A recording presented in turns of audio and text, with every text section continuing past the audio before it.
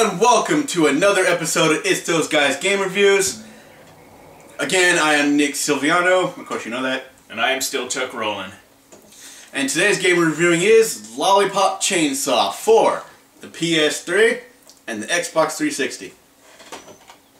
So Lollipop Chainsaw is the latest offering from Suda51 Studios, and that's okay, because he's like Suda51 games are like kind of like the perverse humor kind of thing that you don't really see a lot in video games. It's like, you know, it's satire, it's violent satire. It's pretty stuff, and like, again, Lollipop Chainsaw is the latest offering in that genre. What was surprising to me was that when I first saw the trailer and then I played this, is not kind of like what I expected. It was actually really funny. It's an arcade style of play slash comic book.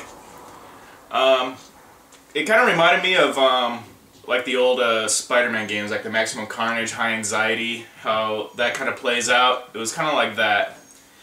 It was probably like a good. I felt it was like a good. Kind of like a beat 'em up, just more violent. Yeah, a button masher. I personally already knew I was getting this game when I first saw it, because especially when I found out Suda51, because I played the No More Heroes, the No More Heroes games, and I love those. And even though I haven't beat Shadows of the Damned yet, I'm gonna get back to that one day so that I find out how to pass that one part. You know, where like your dead girlfriend is chasing you. He doesn't know what I'm talking about. He hasn't played the game yet. But your dead girlfriend is chasing you, and if she catches you with instant kill, I can't pass that part. It's pissing me off. I haven't played the game in like a year because of that. But we're talking about this game. So, But he digresses. You are playing the part of Juliet Starling. You are from a family of zombie hunters.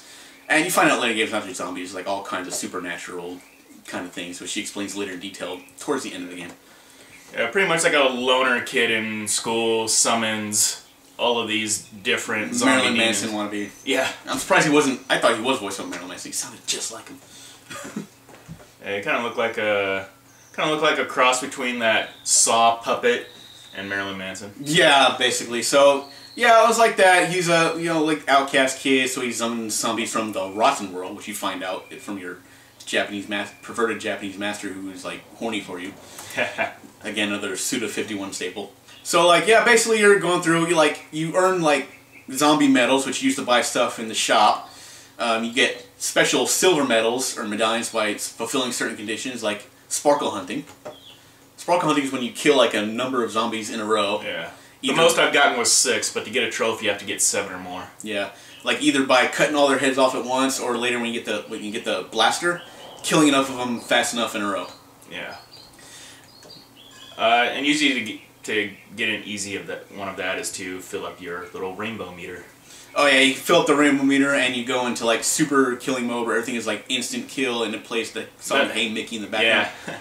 Which is one thing I also liked about this. The soundtrack to this is soundtrack's actually pretty good. Even got 5 Finger Death Punch in there. I was like, holy shit. Yeah, when the opening options is playing Cherry Bomb by Runaways, you know you're in for something good. Yeah. The only thing that really annoyed me is like when you're in the shop and it starts playing that song Lollipop. Yeah. Which, you know, is funny. It's gonna be there. You know it has to be there. It's funny the first time. You're like, aha, it's playing. And then wait, you two go to shop. It's like, okay, I'm singing this fucking song already. I get it. Stop it. Stop it now. And then they played during the credits. You gotta put a couple of campy songs in here. I know. And it's like I had to like. I didn't mute it. There's one part where, like, the only part I really had to... It's not a hard game, unless you're playing on hard. There's, like, hard, and then it's very hard after you beat it. Yeah, and depending on how many... what is your difficulty you're on is how many lollipops you can carry. So using lollipops, redo half of your meter. I mean, the final boss is pretty... I don't want to say easy, but I basically like built my strength and life meter pretty decent at the time, so yeah, hits didn't really take me down that much. The one thing that kind of confused me or made it kind of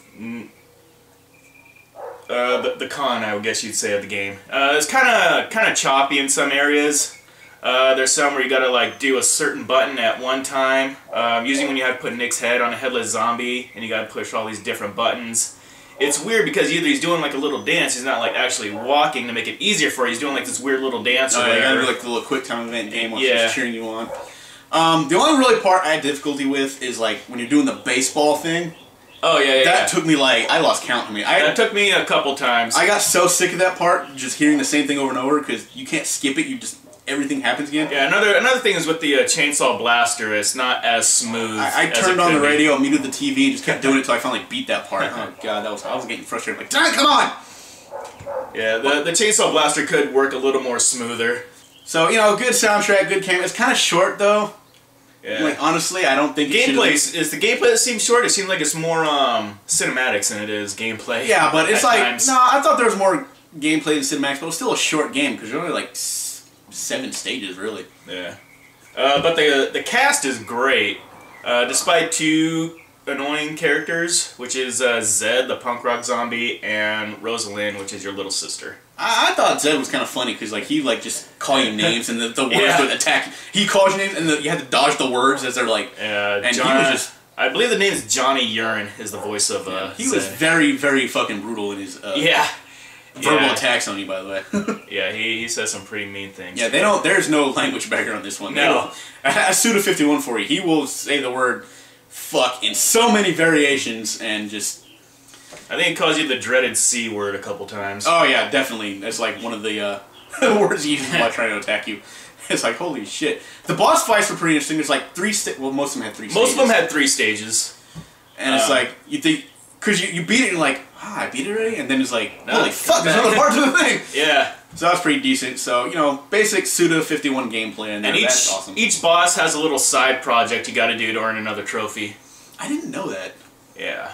But, I don't know. The Viking one I got on accident, which is being overboard and you gotta climb back up. So anyway, decent game, if not short. Worth $60, I don't know. Probably good for a rental if you want to. Or if you want to wait till it goes down a little bit. If you want a game flight or something, I totally understand. If you want a game flight and check it out, I totally recommend to check it out. It's still a pretty decent game to play. Like even when you're playing through, they're still talking and it's still funny, cracking jokes. Yeah, because your little companion is the severed head of her boyfriend called Nick.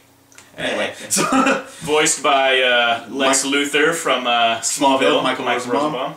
I was like, I didn't know that. I'm like, I hear the guy's voice. I'm like, that guy sounds so familiar. Who the fuck is? And then I find Tara Strong is the voice of Juliet, more notoriously known as Timmy Turner or Bubbles. Timmy Turner from Fairly Odd Parents, Bubbles from Powerpuff Girls. She was also the voice of Harley Quinn in Arkham City. He references Powerpuff Girls and something else, and I'm the nerd. I did my homework. Anyway, even though she kind of recycles a lot of her voices, I still find her one of my favorite voiceover actresses. Yeah. And Jessica Sterling is modeled after, Juliet Sterling is modeled after Jessica Nigri. It was like I would have figured Buffy the Vampire Slayer. A really hot cosplay girl. Check her out on her fan page. In the shop, you can open up like different. Don't plug other people's Facebook pages in my. Oh, I will. She's hot. You gotta check this chick out. All right, since it's a chick, I'll allow it. But other than that, so yeah, and you can buy different costumes in the shop. Pretty cool, and you can buy music, which I don't know if they're actual. Yeah, I guess there's DLCs, but they're not up in the shop yet. They were. Pre-order. That's just not gonna be worth it. I'm sorry. Yeah. There's a couple of them that are like pretty good. I'm not spending extra real money for costumes. Fuck you. I might buy the pinup one though. The pinup one looks pretty good. Pinup or the goth. Those are the 2 that are like really good. The other ones are like, The funky one I didn't like, and the little Jimmy Urine is like a little fairy. But yeah, anyway, I'm pretty sure we probably rambled on long enough. So anyway, I will actually give this game a 5 out of 7. Because I think it could have been maybe a little longer, maybe a little more difficult. It wasn't really all that hard. No. But, like I said, I'm kind of going into this fanboyish because I just like Suda51 games. And No More Heroes 2, 1 and 2 were like awesome. I think the fact that I had fun playing it, the cast was great, it had me laughing the entire time. The soundtrack was great. The only thing is that certain things could have been a little less choppy. I'm going to give it a solid 6 out of 7. Now, keep in mind, we are playing the PS3 version, so I don't know if that had anything to do with the choppiness. So I haven't played the Xbox version. So if anybody has, let me know. Yeah, and it does get a bad rap for some reason. I guess it's, you know, probably because it's short. And probably because it's short, and you know, it's there is some repetitiveness in there, but you know, it's like a beat 'em up, and people used to love beat 'em ups. It's goofy, but it's meant to be goofy. It's not like they tried to make a good game and it failed. They knew exactly what they were doing. I wasn't expecting a serious, like, I knew this whole thing was going to be like a stupid plot and everything, but that's the fun of it. That is the fun of these games. Everybody wants like super Shakespearean writing nowadays. Yeah. And like whatever. It's like, dude, no, you gotta get a game like this. You gotta have a sense of humor. Just fucking have a laugh, man. That's what this game is. It's a laugh. It's like comedy you can interact with. There you basically go. What it is. So this has been another episode of It's Those Guys Game Reviews. I'll see you next time. Keep a light coat of oil on it.